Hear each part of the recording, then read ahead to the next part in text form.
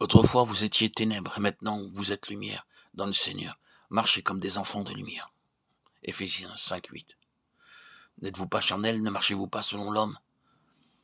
1 Corinthiens 3:3.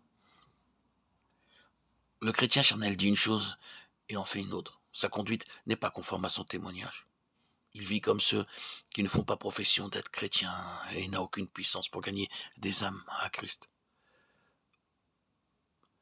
Adultère que vous êtes, ne savez-vous pas que l'amour du monde est inimitié contre Dieu? Celui qui veut être l'ami du monde se rend ennemi de Dieu. Ces paroles sont sévères. Dieu déclare que tout chrétien qui est ami du monde est ennemi de Dieu et adultère. Pour donner à ces paroles leur sens véritable, il faut connaître exactement la signification du mot monde. Ce qu'est l'Église pour Christ, le monde l'est pour Satan. Comme Christ agit sur terre par son Église, Satan agit par le monde.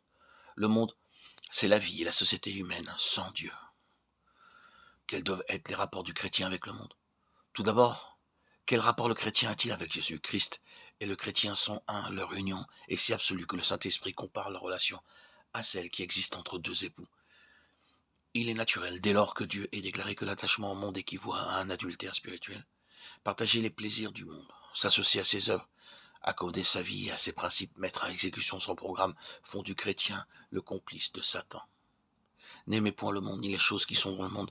Si quelqu'un aime le monde, l'amour du Père n'est point en lui. Car tout ce qui est dans le monde, la convoitise de la chair, la convoitise des yeux et l'orgueil de la vie, ne vient point du Père, mais vient du monde. 1 Jean 2, 15, 16.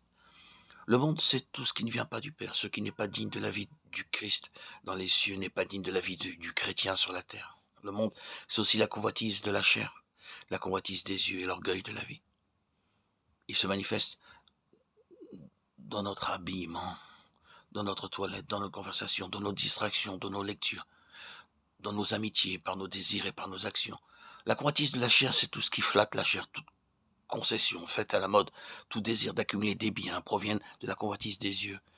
Elle tient le regard fixé sur les choses temporelles, tout ce qui exalte le moi, tout ce qui développe en nous l'orgueil, le désir de briller, tout ce qui détruit les nobles aspirations de l'âme, la fait ramper et l'empêche de prendre son essor, constitue l'orgueil de la vie. Aimez-vous le monde et les choses qui sont dans le monde? Si oui, vous êtes un chrétien charnel. Tout sarment qui est en moi qui ne porte pas de fruit, il le retranche. Et tout sarment qui porte du fruit, il l'émonde afin qu'il porte encore plus de fruits. Jean 15, 2. Le chrétien charnel n'exerce jamais qu'une mauvaise influence. Les inconséquences de sa vie l'empêchent d'amener des âmes à Christ. Il ne saurait donner de bons exemples aux autres chrétiens. C'est un sarment stérile. Le chrétien charnel ne grandit pas, il reste enfant en Christ. Les chrétiens de l'église de Corinthe auraient dû être des adultes capables de prendre une nourriture solide, mais ils étaient restés des enfants débiles qui ne supportaient que du lait. Ils n'avaient ni la stature ni la force qui convenait à leur âge. Dans cet état de faiblesse, toutes les maladies de l'âme ont pris sur eux. Ils sont une proie facile à la mauvaise humeur, à l'orgueil, à l'impureté, à l'égoïsme. Ils transmettent à d'autres leurs maladies spirituelles et c'est ainsi qu'on peut expliquer l'état lamentable des chrétiens de Corinthe. Êtes-vous un enfant qui dépend de ses frères ou un chrétien adulte que Dieu peut employer à son service?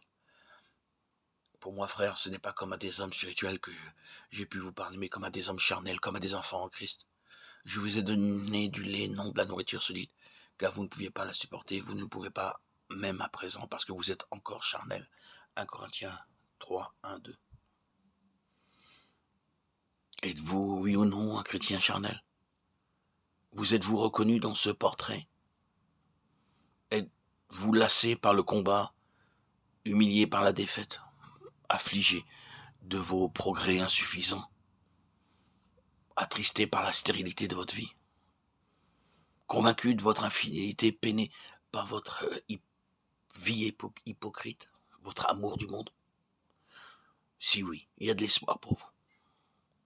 Tournez-vous vers Dieu, demandez-lui de briser les chaînes de cette vie charnelle et de vous faire entrer dans la liberté glorieuse des enfants de Dieu.